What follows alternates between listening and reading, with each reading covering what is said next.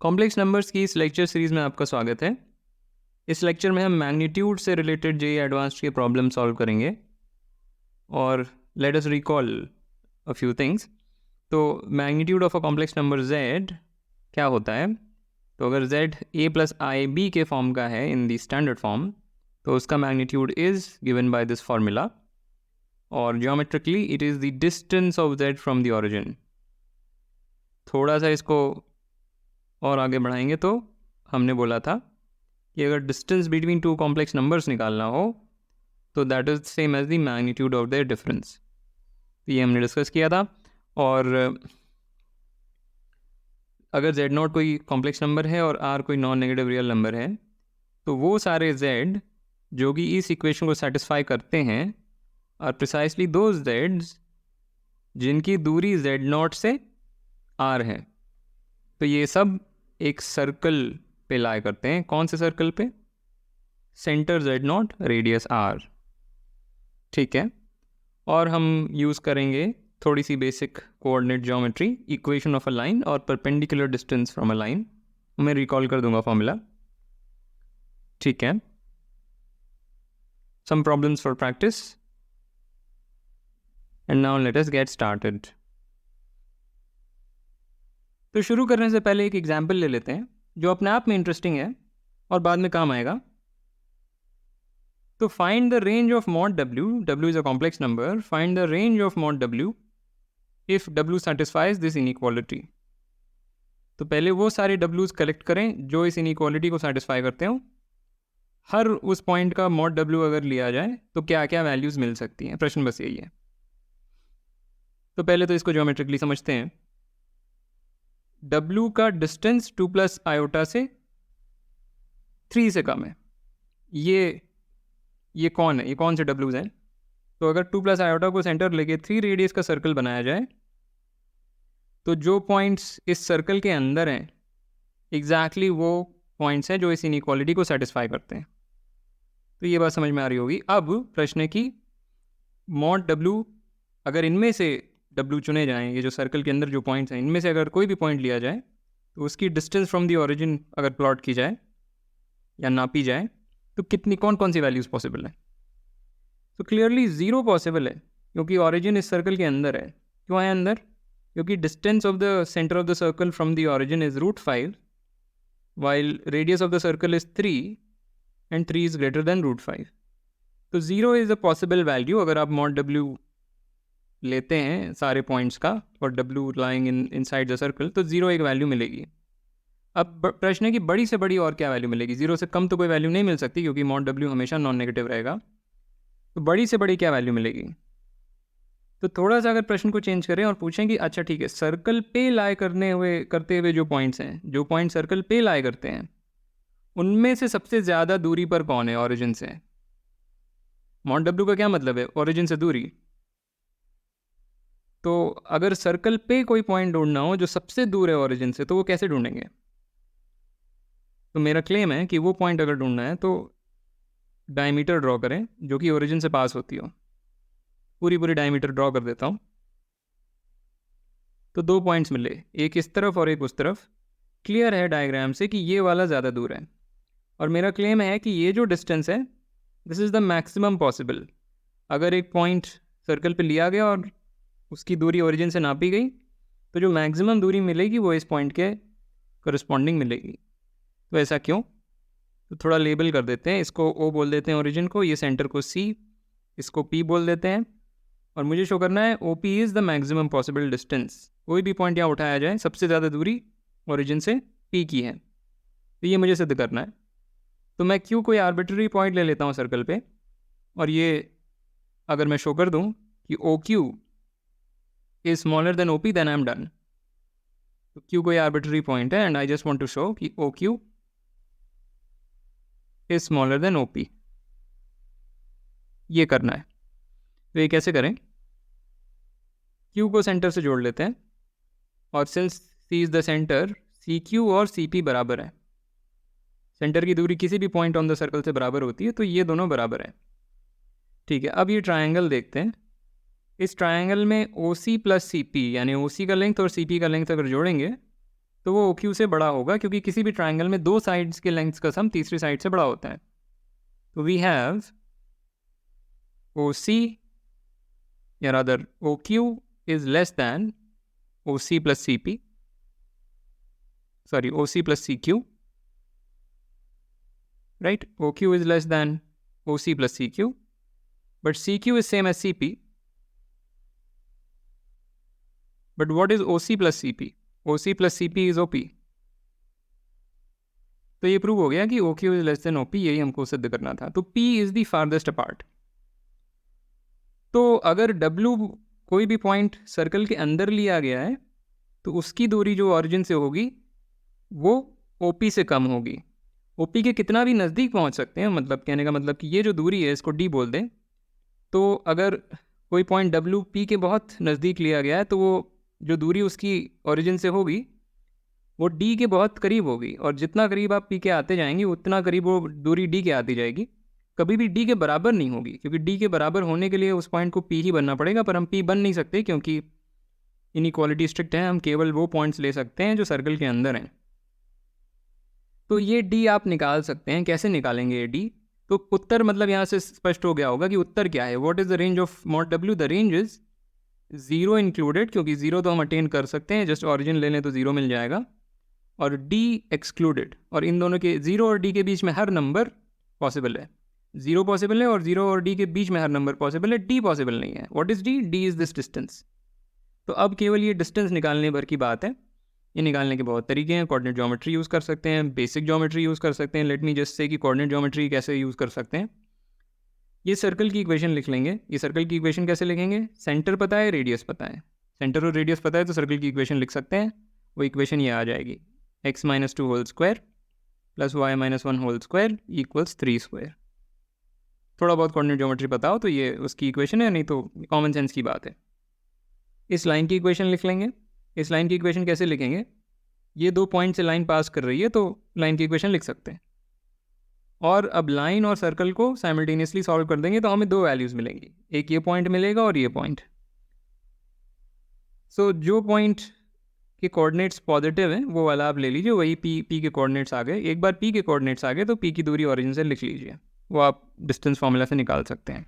उससे D मिल जाएगा और फिर आपका आंसर आ जाएगा. तो ये सारी कैलकुलेशन मैं नहीं कर रहा हूँ, कोई पॉइंट नहीं है उसे करने का. ठीक है, तो ये हम यूज़ करेंगे. तो JEE एडवांस 2008 पेपर 1 तीन सेट्स दिए हुए हैं. Set A is those complex numbers whose imaginary part is greater than 1. Set B is those complex numbers which satisfy this equation, and set C is those complex numbers which satisfy this equation. तीन प्रश्न हैं. पहला प्रश्न दिख रहा है, बाकी दो छुपे हुए हैं. तो पहला प्रश्न क्या कह रहा है कि what is the size of A intersection B intersection C, यानी कि वो कॉम्प्लेक्स नंबर्स जो इन तीनों में लाए करते हैं ऐसे कितने हैं.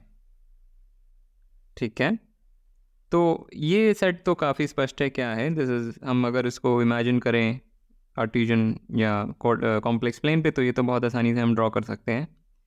ये क्या है? ये एक सर्कल है जैसे अभी डिस्कस किया. This is a circle, centre जिसका है 2+i और रेडियस है 3.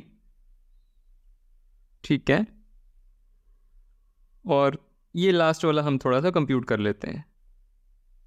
तो सेट C निकालते हैं. तो सेट C के लिए Z is in C if and only if. If and only if का मतलब तब और केवल तब. तो C से मेरा मतलब capital C, not complex number वाला C.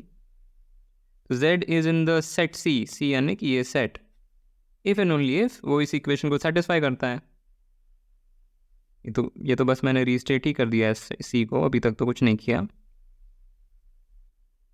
पर Z को x+iy लिख लेते हैं. तो हमें क्या मिलेगा कि इसका रियल पार्ट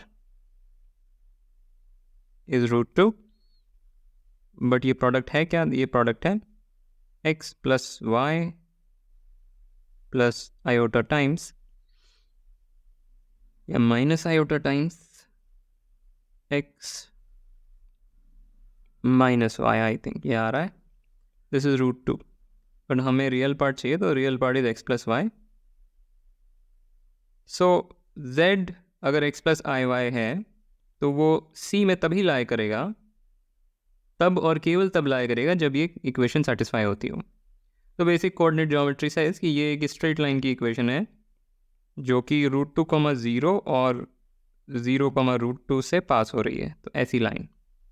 तो ये जो इंटरसेक्शन है ये निकालने के लिए हम इन तीनों सेट्स को प्लॉट कर लेते हैं। तो ये था सेट ए जिसमें कि इमेजिनरी पार्ट ग्रेटर देन 1 था।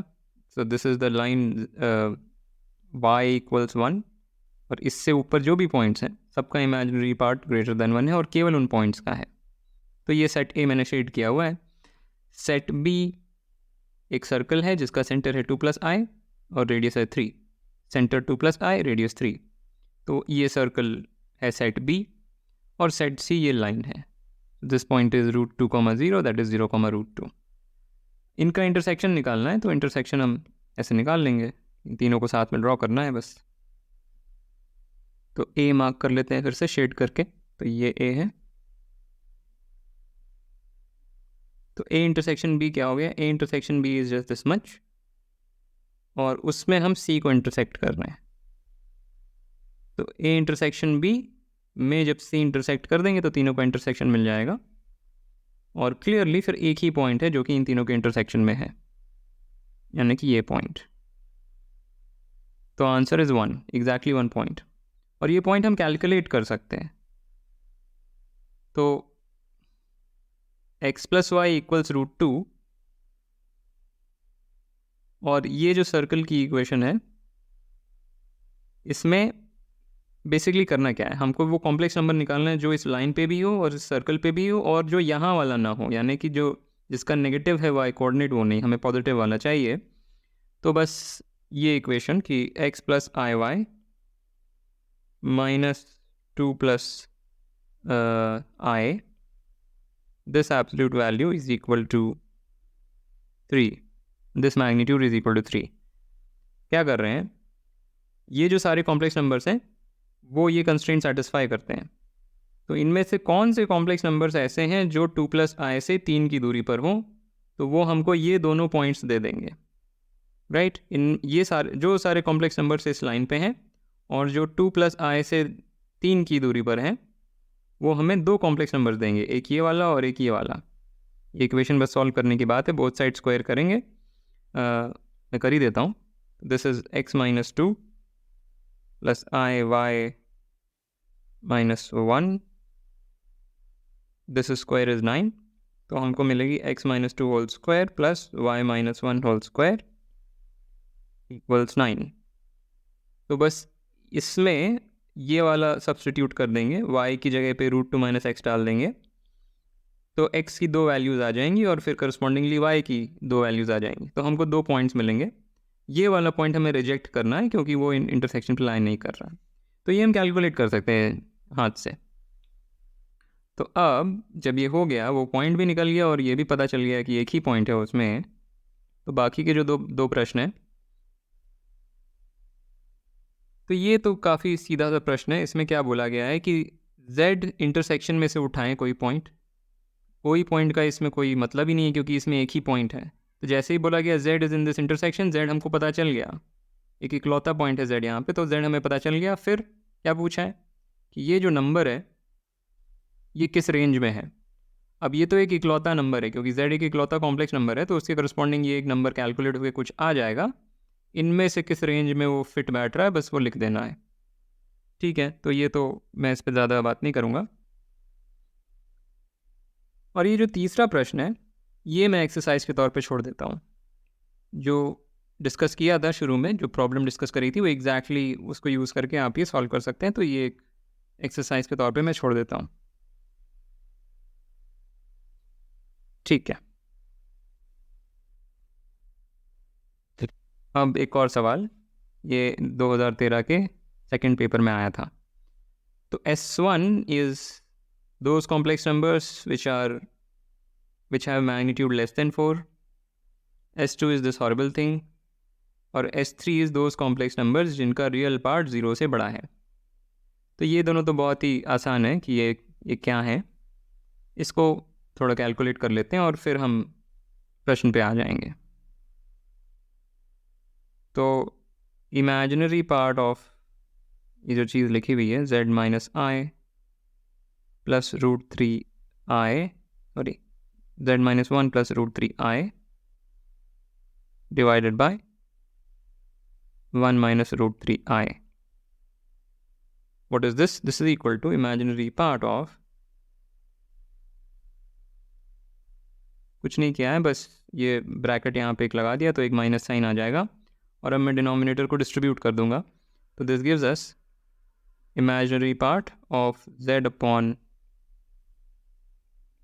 this minus 1, पर imaginary part of this is same as imaginary part of that, right क्योंकि इमेजिनरी पार्ट तो डिस्ट्रीब्यूट हो जाता है, इसका कोई कंट्रीब्यूशन है नहीं इमेजिनरी पार्ट में क्योंकि ये तो प्योरली रियल नंबर है. तो imaginary part of this is greater than 0. फिर भी इसको थोड़ा सा और सिंप्लीफाई करते हैं. This is equal to imaginary part of 1 plus √3i and denominator में 1 माइनस √3i 1 प्लस √3i.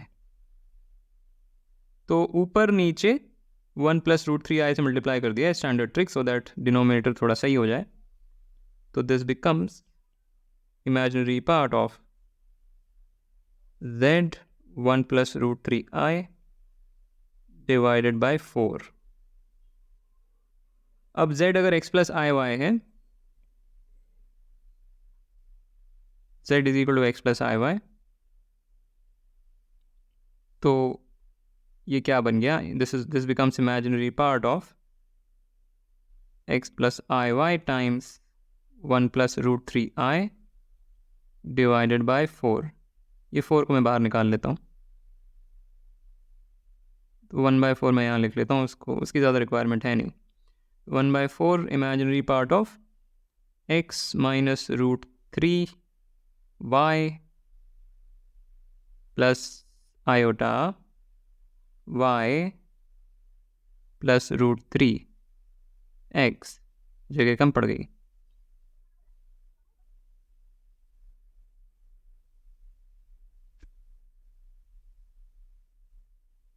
ये है, और हमको दिया क्या है कि ये जो ग्रेटर दैन 0 बनाते हैं वो कॉम्प्लेक्स नंबर जो इसको ग्रेटर दैन 0 बनाते हैं वो कौन से हैं? तो यानी कि वो कॉम्प्लेक्स नंबर जो इसको ग्रेटर दैन 0 बनाते हो. पर ये है क्या? This is equal to 1/4 x √3 plus y. Imaginary part लिया है ना, इसका इमेजिनरी पार्ट तो बस इतना ही है. और ये ग्रेटर दैन 0 कब है? जब ये ग्रेटर दैन 0 है. तो S2 इज़ नथिंग बट, तो हमको कंक्लूजन क्या मिला यहाँ से कि S2 इज़, अगर कोऑर्डिनेट प्लेन पे लिखें रादर देन कॉम्प्लेक्स प्लेन, एक ही बात है पर बस नोटेशन का थोड़ा फ़र्क है. तो this is just x √3 plus y greater than 0. ये हमारा S2 है.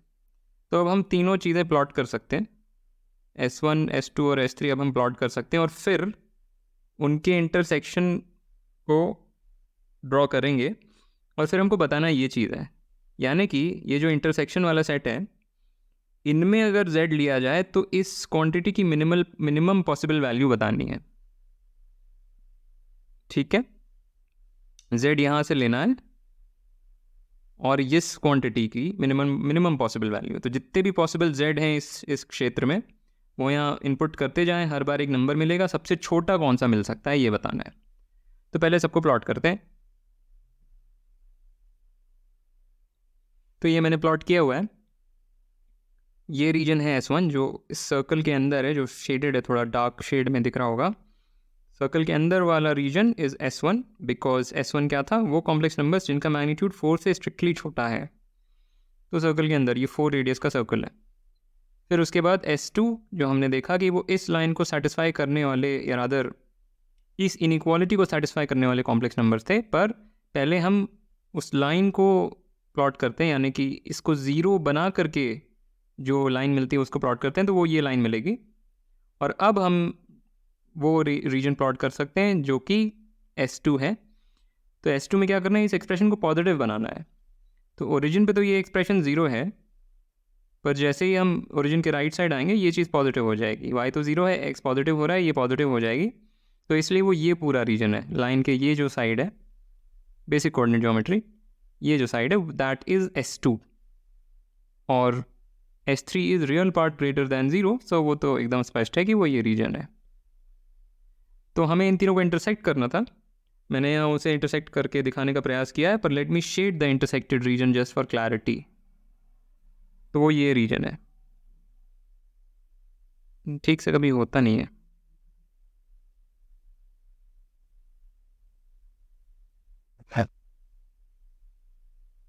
तो ये जो ऑरेंज कलर में जो रीजन आया है that is the intersection of the three. हमको बताना क्या था, हमें बताना था ये मिनिमम पॉसिबल वैल्यू z अगर इस ऑरेंज रीजन से उठाएंगे हर बार एक रियल नंबर मिलेगा, सारे जितने रियल नंबर्स मिलेंगे उसमें सबसे छोटा कौन सा है। तो ये जो पॉइंट है 1,-3 आया, पहले वो देखते हैं हम बोल क्या रहे हैं। वो सारे पॉइंट्स जो ऑरेंज रीजन में हैं उनका डिस्टेंस 1 - 3i से, वही ये एक्सप्रेशन है। This is just the distance of 1 - 3i with z।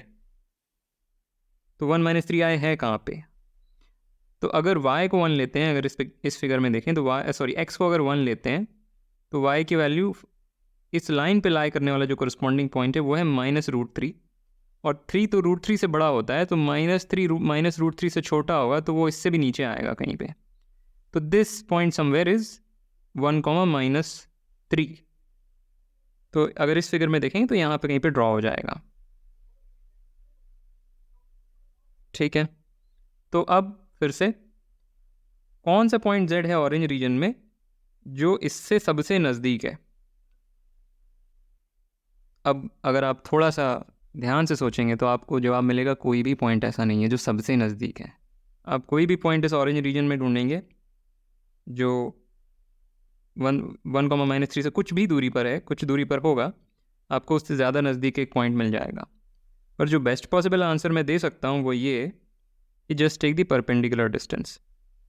ये जो पोर्शन है, अगर ये पोर्शन होता हमारे ऑरेंज रीजन में तब तो हमें सबसे नज़दीकी पॉइंट मिलता, पर ये पोर्शन है नहीं, इसके ऊपर की चीज़ है। तो कोई भी पॉइंट हम उठाते हैं ऑरेंज रीजन में, उसकी जो भी डिस्टेंस है 1, -3 से, उससे कम डिस्टेंस का एक पॉइंट मैं ढूंढ सकता हूँ। ये ऐसी बात हो गई कि आपसे किसी ने पूछ दिया कि पॉजिटिव रियल्स में सबसे छोटा रियल नंबर कौन सा है, कोई भी नहीं है। पॉजिटिव रियल्स में सबसे छोटा रियल नंबर कोई भी नहीं है। आप कोई भी पॉजिटिव रियल नंबर मुझे दोगे, मैं उसका आधा कर दूंगा, वो भी एक पॉजिटिव रियल होगा, और आपने जो मुझे दिया उससे छोटा होगा। तो इसका ठीक ठीक उत्तर ये है कि ये मिनिमम एग्जिस्ट ही नहीं करता है। यहाँ पे एक शब्द मिनिमम यूज़ किया है, गलत शब्द यूज़ किया है, इनको इन्फिमम बोलना चाहिए था। इन्फिमम एक कोई चीज़ होती है। तो इनके पूछने का तात्पर्य यही था कि वो जो भी यहाँ पे इनइक्वालिटीज़ हैं ये स्ट्रिक्ट ना होकर के अगर आप अनस्ट्रिक्ट कर देंगे तो फिर ठीक है, तो कोई मुझे समस्या नहीं है। और जब तक ये इनइक्वालिटी स्ट्रिक्ट हैं ये उत्तर ठीक से फ्रेम नहीं, ये प्रश्न ठीक से फ्रेम नहीं किया गया है। पर ठीक है, हम बेस्ट पॉसिबल आंसर दे सकते हैं। तो बेसिकली इस ऑरेंज रीजन में सबसे नज़दीकी पॉइंट अगर मुझसे पूछा जाए तो मैं बोलूँगा वो परपेंडिकुलर डिस्टेंस, इससे परपेंडिकुलर गिरा लो, वही सबसे नज़दीकी पॉइंट होगा। तो वो डिस्टेंस क्या होती है, अब यहाँ पे हम कोऑर्डिनेट ज्योमेट्री का एक फॉर्मूला यूज़ कर लेंगे। अगर x0, y0 एक पॉइंट है प्लेन में और एक इक्वेशन है मेरे पास लाइन की, तो द परपेंडिकुलर डिस्टेंस बिटवीन और the length of the perpendicular from this point two that line का फॉर्मूला है ये कोऑर्डिनेट ज्योमेट्री में पढ़ते हैं तो वही अप्लाई कर देना है। लाइन क्या है, लाइन की इक्वेशन हमें पता है, ये √3x + y = 0। पॉइंट क्या है, पॉइंट भी हमें पता है 1, -3। तो बस अब सब्सटीट्यूट करने पर a है हमारा √3, x0 है 1, b है 1 और y0 है -3, c है 0। क्या हो रहा है, इसको इससे मिलाएं तो a is √3, b is 1, c is 0, वही यूज़ कर लिया, और x0 इज़ 1, y0 इज़ -3। तो बस फॉर्मूला ही डायरेक्टली यूज़ कर रहा हूँ, कुछ गुड़ रहस्य नहीं है यहाँ पे। This is divided by square root of √3² यानी 3 + 1 का स्क्वायर यानी 1। तो इससे आंसर आएगा 3 माइनस रूट 3 डिवाइडेड बाय 2। तो ये उत्तर है, ये बेस्ट पॉसिबल उत्तर है। मैंने तो उत्तर दे दिया कि कोई उत्तर इसका है नहीं, सवाल गलत पूछा हुआ है, पर कोई बात नहीं, ठीक है। तो यहीं पे ख़त्म करते हैं। I will meet you next time.